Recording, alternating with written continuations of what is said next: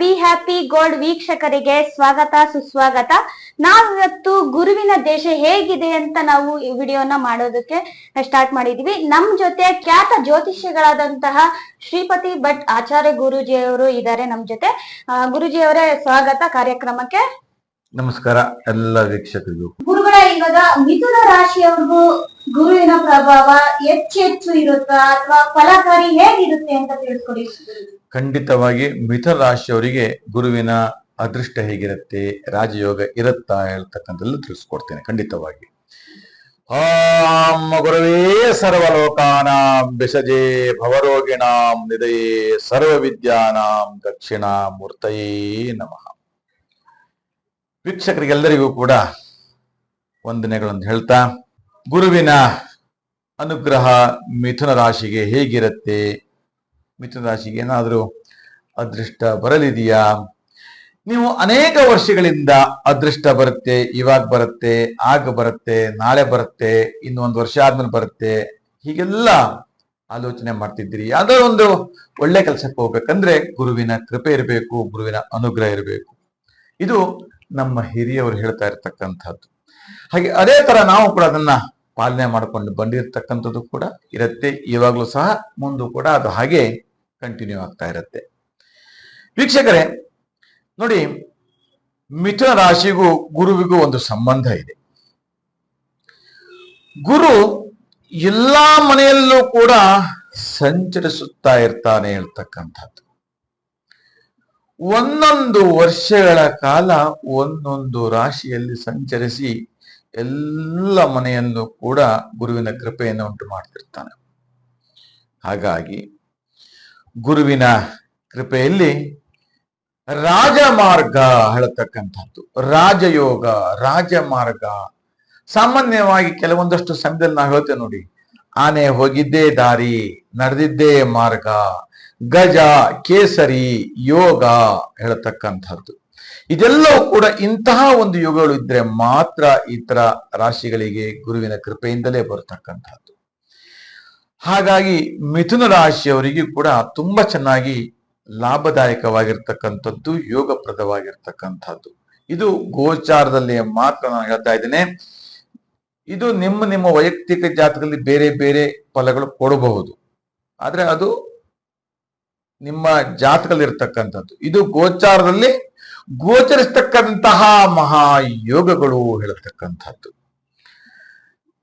ಆಯ್ತಾ? ಉದ್ಯೋಗ ಹೇಳತಕ್ಕಂಥದ್ದು. ಈಗ ಒಂದು ಉದ್ಯೋಗದಲ್ಲಿ ತಿಂಗಳ ವೇತನವನ್ನ ಪಡಿತಿರ್ತೀರಿ, ಆದ್ರೆ ಯಾಕೋ ಮನಸ್ಸು ಚಂಚಲ ಆಗ್ತಾ ಇದೆ, ಸ್ವಂತ ಬಿಸ್ನೆಸ್ ಮಾಡಬೇಕು ಹೇಳ್ತಕ್ಕಂಥದ್ದು. ವೇತನ ಕಡಿಮೆ ಆಗ್ತಾ ಇರುತ್ತೆ. ಸ್ವಂತ ಬಿಸ್ನೆಸ್ ಮಾಡಿದ್ರೆ ಕಷ್ಟಪಟ್ಟು ನಾವು ಹೆಚ್ಚು ಸಂಪಾದನೆ ಮಾಡಬಹುದು, ಹೆಚ್ಚು ಆದಾಯವನ್ನ ಗಳಿಸಬಹುದು ಹೇಳ್ತಕ್ಕಂಥದ್ದು ಕೂಡ ಒಂದು ಮನಸ್ಸಿನಲ್ಲಿ ಬರುತ್ತೆ. ನಮ್ಮ ಜೊತೆಗೆ ನಾವು ಯಾಕೆ ಹೀಗಿದ್ದೇವೆ, ನಮ್ಮ ಸ್ನೇಹಿತರೆಲ್ಲರೂ ಕೂಡ ಸ್ವಂತ ಬಿಸ್ನೆಸ್ ಎಲ್ಲ ಮಾಡಿಕೊಂಡು, ಮನೆ ಮಾಡಿಕೊಂಡು, ಕಾರ್ಗಳು ತಗೊಂಡು, ಒಡವೆ ವಸ್ತುಗಳನ್ನೆಲ್ಲ ತಗೊಂಡು ಜುಮ್ ಅಂತ ಚೆನ್ನಾಗಿದ್ದಾರೆ, ನಾವು ಯಾಕೆ ಆಗ್ಲಿಕ್ಕೆ ಆಗ್ತಾ ಇಲ್ಲ, ಹೀಗೆ ಈ ತರದೆಲ್ಲ ಕಲ್ಪನೆಗಳು ಬರುತ್ತೆ. ನಾನು ಮಾತ್ರ ಬಹಳ ವರ್ಷಗಳಿಂದ ಇದೇ ಸಂಬಳ, ಇದೇ ವೇತನ ಪಡ್ಕೊಂಡಿದ್ದೇನೆ, ನನಗೆ ಪ್ರಯೋಜನಕಾರಿ ಆಗ್ತಾ ಇಲ್ಲಲ್ಲ ಹೇಳ್ತಕ್ಕಂಥದ್ದು ಸದಾ ಕಾಣ್ತಾ ಇರ್ತಕ್ಕಂಥದ್ದು. ವೀಕ್ಷಕರೇ, ಇಲ್ಲಿ ನಿಮಗೆ ಒಂದು ಸುವರ್ಣ ಅವಕಾಶ ಹೇಳತಕ್ಕಂಥದ್ದು.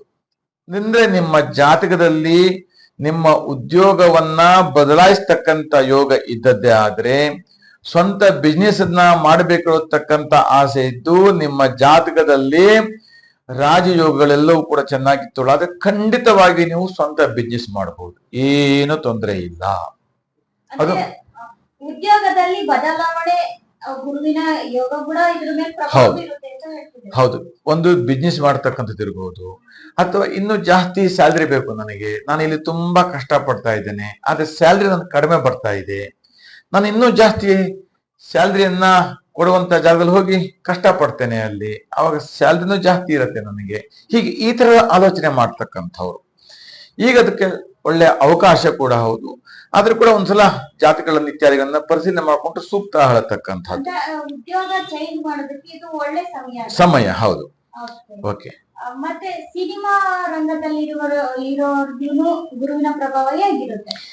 ಸಿನಿಮಾ ರಂಗದಲ್ಲಿಯೂ ಕೂಡ ನೋಡಿ, ಸಿನಿಮಾ ರಂಗ ಅಂದ ತಕ್ಷಣ ತುಂಬಾ ಹಣವನ್ನ ವಿನಿಯೋಗಿಸ್ತಕ್ಕಂಥದ್ದು, ವ್ಯಯ ಮಾಡ್ತಕ್ಕಂಥದ್ದು. ಒಳ್ಳೆಯ ಕಥೆ ಇರಬೇಕು, ಒಳ್ಳೆ ಸಾಹಿತ್ಯ ಇರಬೇಕು, ಒಳ್ಳೆ ಸಂಗೀತ ಇರಬೇಕು, ಒಳ್ಳೆ ನಟ ನಟಿಯರು ಇರಬೇಕು, ಮನೋರಂಜನೆಗಾಗಿ ಮಾಡ್ತಕ್ಕಂಥದ್ದು. ಆಯ್ತಾ, ಇದಕ್ಕೆಲ್ಲ ಮಾಡ್ಬೇಕಂತ ಸಾಕಷ್ಟು ಪರಿಶ್ರಮ ಇರುತ್ತೆ ಮತ್ತು ಅದ್ರ ಹಿಂದೆ ಅನೇಕ ವಿವಿಧ ರೀತಿಯಲ್ಲಿ ಹಣವನ್ನು ಕೂಡ ವಿನಿಯೋಗಿಸ್ತಕ್ಕಂಥದ್ದೆಲ್ಲವೂ ಕೂಡ ಇರುತ್ತೆ. ಒಂದು ರಾಜಯೋಗ ಹೇಳ್ತಕ್ಕಂಥದ್ದು ಬಂದಾಗ ಎಲ್ಲರೂ ಸಕಾಲಕ್ಕೆ ಕೂಡಿ ಬಂದ್ಬಿಡ್ತಾರೆ. ಆ ಯೋಗಗಳು ಇದ್ರೆ ಮಾತ್ರ ತನ್ನಷ್ಟಕ್ಕೆ ತಾನೇ ಎಲ್ಲವೂ ಕೂಡ ಸಕಾಲಕ್ಕೆ ನೀವು ಅಂದುಕೊಂಡಕ್ಕಿಂತ ಹೆಚ್ಚು ರೀತಿಯಲ್ಲಿ ಅದೆಲ್ಲವೂ ಕೂಡ ಒದಗಿ ಬರ್ತಾ ಇರುತ್ತೆ. ಒಬ್ಬ ದುಡ್ಡು ಕೊಡ್ತಾನೆ, ಸುಮ್ಮನೆ ಒಂದು ಮಾತಾಡಿ ಸಾಕು, ನಟ ನಟಿಯರು ಈ ಸಿನಿಮಾದಲ್ಲಿ ಮಾಡ್ಕೊಳ್ಳಿಕ್ಕೆ ಅಂದ್ರೆ ನಟನೆ ಮಾಡ್ಕೊಳ್ಳಿಕ್ಕೆ ಒಪ್ಕೊಳ್ತಾರೆ. ಸೊ ಯಾರೋ ಬೇಕಾಗಿರ್ತಕ್ಕಂಥ ಮೆಟೀರಿಯಲ್ ಕೊಡ್ತಾರೆ, ಅದಕ್ಕೆ ಬೇಕಾಗಿರ್ತಕ್ಕಂಥ ಸಾಹಿತ್ಯ ಕೊಡ್ತಾರೆ, ಹಾಡು ಹೇಳೋ ಸಂಗೀತ ಹೇಳೋ ಅಂತಕ್ಕಂಥವ್ರು ಸಿಗ್ತಾರೆ. ಹೀಗೆ ಅದು ಯೋಗ ಬಂತು ಅಂದ್ರೆ ಎಲ್ಲವೂ ಕೂಡ ತಾನಾಗೆ ಸೇರ್ಕೊಂಡು ಒಂದ್ ದೊಡ್ಡ ಸಮೂಹ ಆಗ್ಬಿಡುತ್ತೆ. ಅವಾಗ ದೊಡ್ಡ ಇಂಡಸ್ಟ್ರಿಯಲ್ಲಿ ಒಳ್ಳೆ ಖ್ಯಾತಿ, ಒಳ್ಳೆ ಹೆಸರು, ಒಳ್ಳೆ ನೇಮು, ಒಳ್ಳೆ ದುಡ್ಡು ಇವೆಲ್ಲವೂ ಕೂಡ ಸಿಗುವಂಥದ್ದಿರುತ್ತೆ. ಸೊ ಹಂಗಾಗಿ ಇದಕ್ಕೆ ಗುರುವಿನ ಕೃಪೆಯು ಕೂಡ ತುಂಬಾನೇ ಇಂಪಾರ್ಟೆಂಟ್. ಗುರುವಿನ ಕೃಪೆ ಇಲ್ಲದ್ರೆ ಅರಿವೇ ಇರಲ್ಲ, ಜ್ಞಾನವೇ ಬರಲ್ಲ, ಮತ್ತೆ ಕೊನೆವರೆಗೂ ಹೋಗ್ಲಿಕ್ಕೆ ಸಾಧ್ಯವೇ ಇಲ್ಲ. ಅದಕ್ಕೆ ಗುರುವಿನ ಅರಿವು ತುಂಬಾ ಇಂಪಾರ್ಟೆಂಟು, ಗುರುವಿನ ಬಲವು ಕೂಡ ಇಂಪಾರ್ಟೆಂಟು. ಇನ್ನು ಕೃಷಿಯಲ್ಲಿ ಕೂಡ ಏನಾಗತ್ತೆ, ಕೆಲವರಿಗೆ ನೋಡಿ ಉದ್ಯೋಗವನ್ನ ಬಿಟ್ಟು ಕೃಷಿಯನ್ನು ತೊಡತಕ್ಕಂಥದ್ದು, ಕೃಷಿಯಲ್ಲಿ ಏನಾದ್ರು ಒಂದು ಸಾಧನೆ ಮಾಡ್ತಕ್ಕಂಥದ್ದು. ಆಯ್ತಾ, ಒಂದು ಹೊಸ ಬೆಳೆಗಳನ್ನ ಬೆಳೆಯುವಂಥದ್ದು, ಆರ್ಗಾನಿಕ್ ಇರ್ಬೋದು ಅಥವಾ ಬೇರೆ ಬೇರೆ ವಿದೇಶ ತಳಿ ಇರ್ಬೋದು, ಈ ತರದೆಲ್ಲ ಒಂದಷ್ಟು ಬೆಳೆದು ಏನಾದ್ರೂ ಒಂದು ಹೊಸತನ, ಹೊಸ ರೂಪ, ಹೊಸ ಪ್ರಯೋಗ ಇತ್ಯಾದಿಗಳನ್ನೆಲ್ಲ ಒಂದು ಕಲ್ಪನಾತ್ಮಕವಾಗಿ ಮಾಡಿ ಏನೋ ಒಂದು ಸಾಧಿಸಬೇಕು, ಇನ್ನೆಚ್ಚು ಸಂಪಾದನೆ ಮಾಡಬೇಕು ಹೇಳತಕ್ಕದೆಲ್ಲ ಒಂದು ಆಶಾವಾದಿ ಆಗಿರುತ್ತೆ. ಸೊ ಅಂಥವ್ರಿಗೂ ಕೂಡ ಇದು ತುಂಬಾ ಒಂದು ಉತ್ತಮ ಕಾಲ ಅಂತ ಕೂಡ ಹೇಳಬಹುದು. ಈಗ ಕ್ರೀಡಾ ಸಾಧನೆಯಲ್ಲೂ ಕೂಡ ಗುರುವಿನ ಪ್ರಭಾವ ಬೀರುತ್ತೆ. ಹೌದು, ವಿಜಯ ಹೇಳತಕ್ಕಂಥದ್ದು. ನೀವು ಕ್ರೀಡೆಯಲ್ಲಿ ಏನಾಗುತ್ತೆ, ಒಂದು ಸೋಲು ಒಂದು ಗೆಲುವು ಇರುತ್ತೆ. ನಿಮಗೆ ಗೆಲುವು ಸಿಗಬೇಕು. ಉನ್ನತ ಯಾವುದೇ ಒಂದು ಕ್ರೀಡೆಯನ್ನು ತಗೊಂಡಾಗ ಅಲ್ಲಿ ನೀವು ವಿಜಯ ಸಾಧಿಸ್ತೀರಿ, ಎಷ್ಟೋ ವರ್ಷ ಪರಿಶ್ರಮ ಪಡ್ತಾ ಇರ್ತೀರಿ, ಮತ್ತು ಪುನಃ ಹಿನ್ನಡೆ ಆಗ್ತಾ ಇರುತ್ತೆ, ಮತ್ತು ಪುನಃ ಪ್ರಯತ್ನ ಪಡ್ತೀರಿ, ಮತ್ತೆ ಹಿನ್ನಡೆ ಆಗ್ತಿರ್ತಾರೆ. ಸೊ ಕೊನೆಗೆ ಏನಾಗುತ್ತೆ, ನಿಮ್ಮ ಮನಸ್ಸು ತುಂಬಾ ಬೇಜಾರಾಗಿರುತ್ತೆ. ಅದಕ್ಕೆ ಬೇಜಾರನ್ನ ಮಾಡ್ಕೊಳ್ಳೋದೇ ಒಂದು ಸುಯೋಗ ಹೇಳತಕ್ಕಂಥದ್ದು. ಈಗ ಯೋಗ ತುಂಬಾ ಚೆನ್ನಾಗಿದೆ, ಈಗ ಖಂಡಿತವಾಗಿಯೂ ಕೂಡ ಅದನ್ನ ಸಾಧಿಸಿದ್ರೆ ಖಂಡಿತವಾಗಿ ವಿಜಯ ಪತಾಕೆಯನ್ನು ಹಾಡಬಹುದು. ಅದರಿಂದ ಪ್ರಶಸ್ತಿಗಳು, ಪುರಸ್ಕಾರಗಳು, ಕೀರ್ತಿಗಳು, ಹೆಸರು, ನೇಮು, ಛಾಯೆ ಇವೆಲ್ಲವೂ ಕೂಡ ಹೆಚ್ಚೆಚ್ಚು ಸಿಗುತ್ತೆ. ಒಂದು ಒಳ್ಳೆಯ ಯೋಗಕ್ಕೆ ಇದು ಕೂಡ ಒಂದು ಗುರುವಿನ ಬಲಿಷ್ಠವಾಗಿರ್ತಕ್ಕಂಥ ರಾಜಯೋಗ ಅಂತೂ ಕೂಡ ನಾವು ಇದನ್ನ ಕರೆಯಲ್ಪಡ್ತೇವೆ ಇದಕ್ಕೆಲ್ಲವೂ. ಮತ್ತೆ ಮಿಥುನ ರಾಶಿಯಲ್ಲಿ ಯಾವ ಡೇಟಿನಲ್ಲಿ ಹುಟ್ಟಿರೋರಿಗೆ ನೀವು ತಿಳಿಸ್ಕೊಂಡಿಲ್ಲ?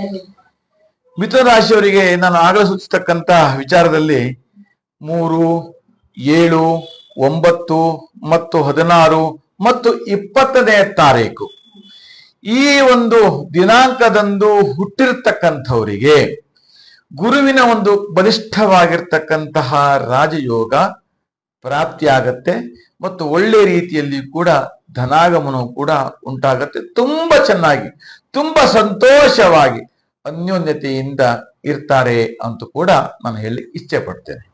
ಮತ್ತೆ ಯಾವ ದೇಶ ಹೆಚ್ಚು ಪ್ರಭಾವಕಾರಿಯಾಗಿ ಬೀರುತ್ತೆ? ಮಿಥುನ ರಾಶಿಗೆ ರವಿ ದೇಶ ತುಂಬಾನೇ ಮುಖ್ಯ. ಯಾಕೆಂದ್ರೆ ಮಿಥುನ ರಾಶಿಯಿಂದ 2ನೇ ಮನೆ ಏನಾಗತ್ತೆ, ಕರ್ಕಾಟಕ ರಾಶಿ ಆಗತ್ತೆ. ಮಿಥುನದಿಂದ 2ನೇ ಮನೆ ಕರ್ಕಾಟಕ ರಾಶಿ. ಕರ್ಕಾಟಕ ರಾಶಿ ಚಂದ್ರ ದಶೆ ಹೇಳತಕ್ಕಂಥದ್ದು. ಈ ಚಂದ್ರ ದಶೆ ಮತ್ತು ಗುರು ಮತ್ತು ಇವೆರಡೂ ಸೇರಿದಾಗ ಗಜಕೇಶ್ರಿ ಯೋಗ, ರಾಜಯೋಗ ಹೇಳ್ತಕ್ಕಂಥದ್ದು. ಚಂದ್ರ ದಶೆಯು ಕೂಡ ಅತ್ಯುನ್ನತ ಸ್ಥಾನಮಾನ, ಕೀರ್ತಿ ಕೂಡ ಪ್ರಾಪ್ತಿಯಾಗತಕ್ಕಂಥದ್ದು. ನಂತರ ಬರ್ತಕ್ಕಂಥದ್ದು ಶುಕ್ರ ದಶೆ ಹೇಳತಕ್ಕಂಥದ್ದು.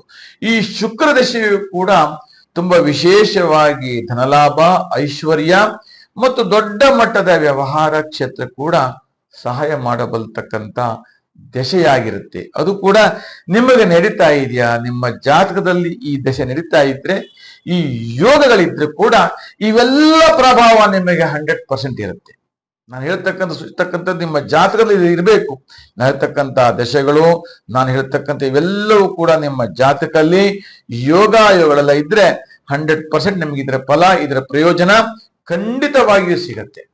ನೋಡಿದ್ರಲ್ಲ ವೀಕ್ಷಕರೇ, ಗುರುವಿನ ಪ್ರಭಾವ ಯಾವ ಯಾವ ರಾಶಿಗಳಿಗೆ ಹೇಗಿರುತ್ತೆ ಅಂತ ನಮ್ಮ ಖ್ಯಾತ ಜ್ಯೋತಿಷಿಗಳಾದಂತಹ ಶ್ರೀಪತಿ ಭಟ್ ಗುರೂಜಿ ಅವರು ನಿಮ್ಗೆ ತಿಳಿಸ್ಕೊಟ್ಟಿದ್ದಾರೆ.